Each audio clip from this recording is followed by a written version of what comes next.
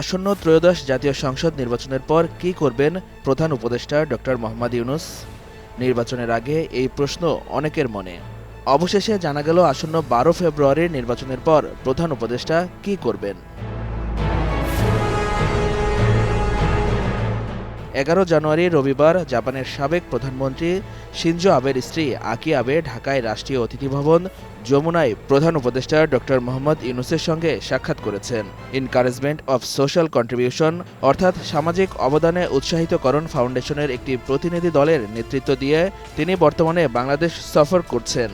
দেখা করেছেন প্রধান উপদেষ্টা ডক্টর মোহাম্মদ ইউনূসের সঙ্গে। এই সাক্ষাৎ শেষে প্রধান উপদেষ্টার উপ প্রেস সচিব আবুল কালাম আজাদ মজুমদার ফরেন সার্ভিস একাডেমিতে এক ব্রিফিংয়ে জানান, আকি আবে তার প্রয়াত স্বামী শিনজো আবের সঙ্গে প্রধান উপদেষ্টার আন্তরিক সম্পর্কের কথা স্মরণ করেন। সাক্ষাতে তারা পারস্পরিক স্মৃতিচারণ করেন। মাননীয় প্রধান উপদেষ্টার সাথে দেখা করেছেন এবং ওনার স্বামীর সাথে মাননীয় প্রধান উপদেষ্টার খুবই আন্তরিক সম্পর্ক ছিল এবং তাদের সম্পর্কে স্মৃতিচারণ করেছেন। এবং উনি আসলে আজকে আমাদের প্রধান উপদেষ্টার কাছে আসলে জানতে চেয়েছিলেন যে নির্বাচন পরবর্তী আসলে উনি সময় কিভাবে কাজ করবেন বা ওনার পরিকল্পনা সম্পর্কে। ব্রিফিংয়ে আরও জানানো হয়, সাক্ষাতে আকি আবে আসন্ন নির্বাচন পরবর্তী সময়ে প্রধান উপদেষ্টা কিভাবে সময় কাটাবেন, বিশেষ করে তার পরবর্তী কর্মপরিকল্পনা সম্পর্কে জানতে চান।